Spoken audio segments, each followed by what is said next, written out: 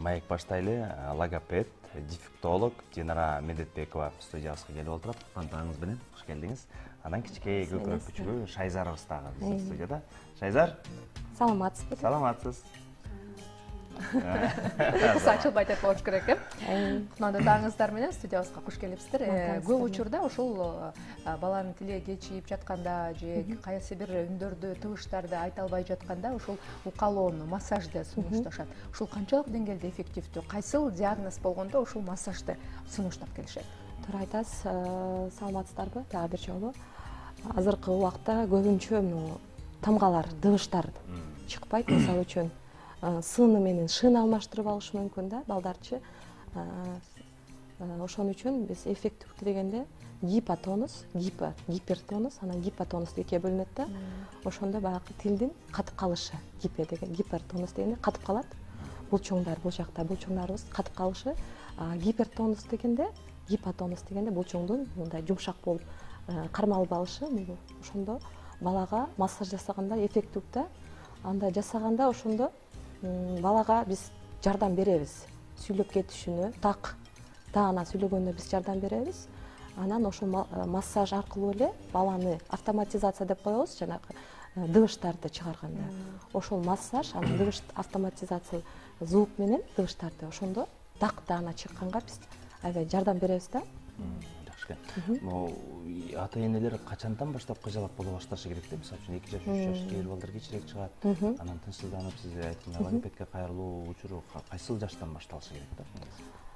Туура айтасыз, бизде деген баягы 8 айынан баштап о деп чыгат да. Баягындай анан 1 жаштарда уже ням деп монтип ужечи, кол менен көрсөтүп, колдору мынтип калат го. Анан ошондо баягындай 3 сөздөн 5 сөзгө чейин чыгып калат да, уже 1 жаштардачы. Ага баягындай көзүңө караганды, мисалы үчүн, сени карап көзүңдү тике караш керек. Ал бала сени карабай чакырганда, мисалы үчүн 1 жаш, 1,5-2 жаштарда сени карабай, артын карап, анан атын айтсаң, чакырсаң атын сени карабаганда ошондо аябай кыжалат болуп башташ керек. Себеби дегенде бала өзү менен өзү болуп калган мезгилде, ал бала өзүнүн мындай айтканда, орусча айтканда өзүнүн миринде жашап калат да. Бул 2 жаштан өткөндөн кийинчи ошондо тынчсызданып, уже баланын сөздөрү уже сөз мындай сүйлөм түзүп калыш керек да. Мен буну ичем, буну жейм, мага алып берчи. 2-3 сөздү кошуп сүйлөш керек экен деп. 2-3 сөздү сүйлөп калыш керек да. Ошондо кыжалат болуп башташ керек. Ошон үчүн мындай ата-энелерге дагы кайрылат элем. Балаңыз сиздин көзүңүздү карабаса, сиздин атын атасаңыз кайрылбаса, сизди карабаса, аябай тынчтанып баштаңыздар. Логопед адисине кайрылыңыздар, невропатолог адисине кайрылыңыздар. Баягы ата-энелер бар да, коркушат. Невропатолог деп жөнөтсөкчү бизден. Будан коркпош керек, сөйдөн кыжалат болбоңуздар, барып ал эжекеден мисалы врачтардан консультация алып, балам кандай деңгээлде, акыл эси жайындабы деп билсе, өздөрү үчүн деле жакшы болот болуш керек. Мен ойлойт элем, ошо логопед адисине да кайрылсаңыздар абдан жакшы болот да. Көнүгүүлөрдү, анан массажды да көрсөтүп берсеңиздер болот. Албетте, мисалы үчүн биз деген жана мен айтып атпадымбы, гипертонус депчи. Ошон үчүн биринчи деген биз деген жана мен көптөгөн мындай садиктерге барып иштейм да, бала бакчалардачы. Албетте баягы ар түр көптөгөн балдарга массаж жасоо үчүн биринчиден мындай шапка алам. Гигиена эрежесин сактайбыз. Гигиена албетте ошондой гигиена эрежесин сакташ үчүн. Ошол азыр сиз көрсөтө турган көнүгүү бул кайсыл тыбышты чыгарганга аракет кылат балдарды? Жалпы эле сөзгө. Азыр мен сиздерге именно сы тыбышына коюп бергенге аракет жасайм. Учурда балдар р, с тыбышын айта алышпайт да? Ш, анан р, л. Р, л. Мисалы үчүн бул с менен ш тыбышын 4 жашта чыгат да. Бул тыбышчы чыгыш керек, толук кандуу. Ал эми бул 4 жашта эле монтип рын тамгасы чыкпайт да, тыбышы деп. Ата-энелер эме кыла беришет да, кыжалат боло берет. А бул туура эмес, дегенде 5 жашта толук кандуу р тамгасы чыгат да. Ага чейин күтүп турсак болот. Бирок көп учурда 5 жаштан өтүп деле тилдери мындай так чыкпаган балдар деле кездешет. Чыкпай аткан балдар кездешет. Ошону даана ошо 5 жашта толук кандуу кылып чыгарып алыш керек.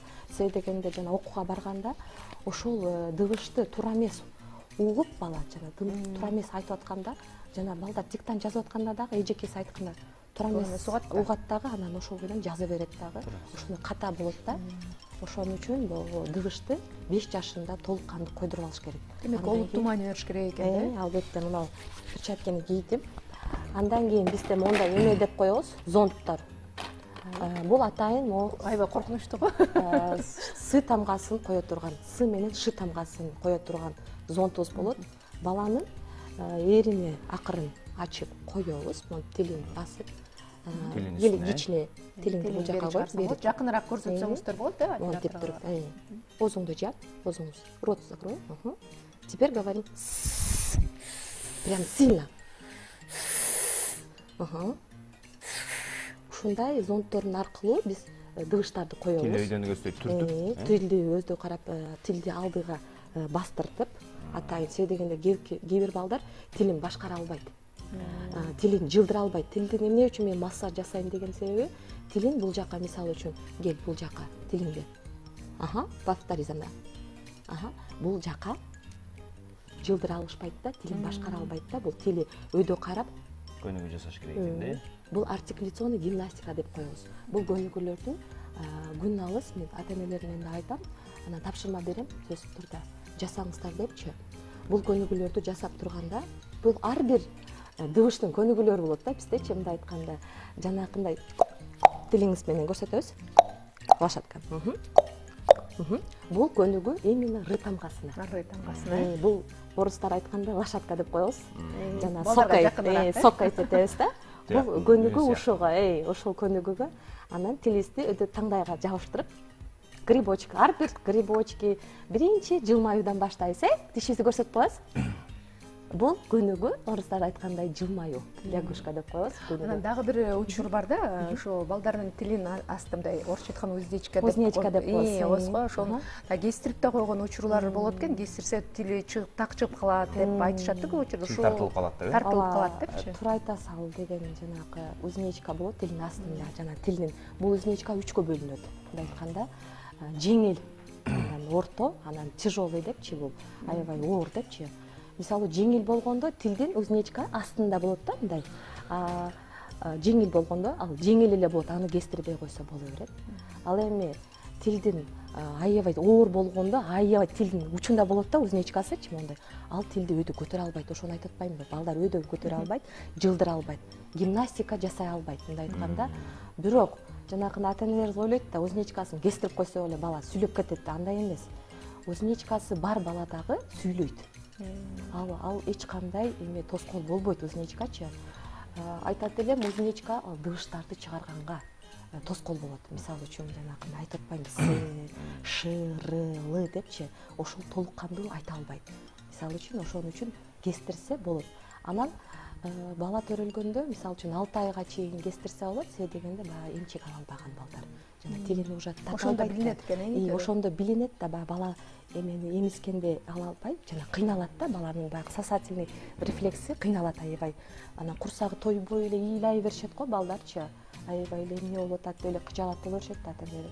Ошон үчүн ошого өтө көңүл буруңуздар демекмин.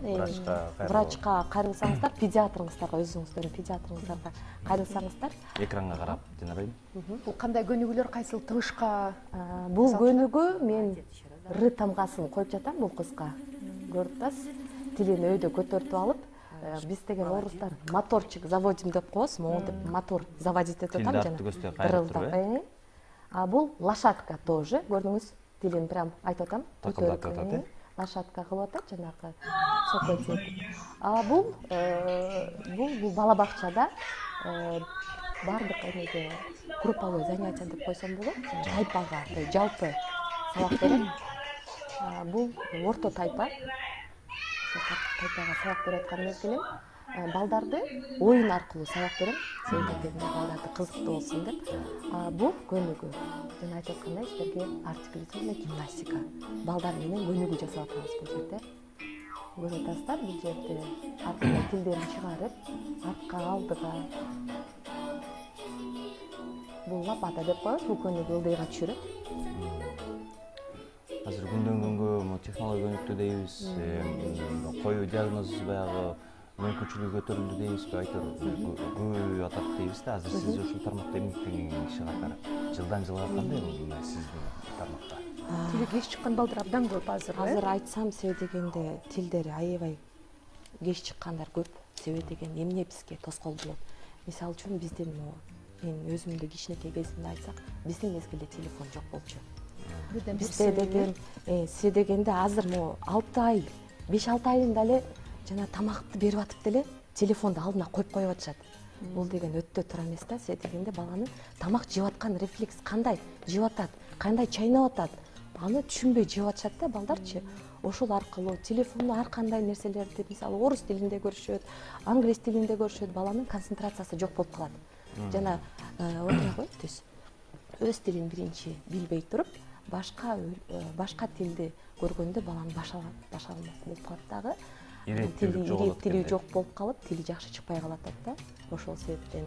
Анан дагы бир айтат элем, эне боюнда бар кезинде, мисалы үчүн ооруп калат вирусный эме мененчи, мисалы 3 ай кезинде жана сасык томоо жана вирустар менен ооруп калат. Анан жана стресске кабыл алат азыр жаштарыбыз аябай. Дары дармек ичип алып атышат, мындай айткандачы. Андан кийин бала жана ичинде жатып эле кинтике оролуп калган балдар болуп атышат да, төрөлгөндө көп болуп, мээге кислород жетпей калат да. Ошондо жанагы акыл эси кем болуп төрөлгөндөр ошондо анан жанагы сүйлөбөй калган балдар болот. Бул балдар жанагы речь, мындай айтканда, сүйлөгөндөрү кеч чыгып атат да. Ошого да таасир берет. Ошого албетте таасир берет. Ошон үчүн энелерге айтат элем, боюңуздарда болгондо аябай өзүңүздөрдү аябай жакшылап караңыздар, өзүңүздөрдү абайлаңыздар, оорубаганга, стресске кабылбаганга ойлоне кылыңыздар, карманыңыздар демекчимин. Ошол демекмин. Сиз Динара айым өзүңүз 5 баланын энеси экенсиз. Анан 5 бала бакчада дагы сабак бергенге аракет кылат экенсиз.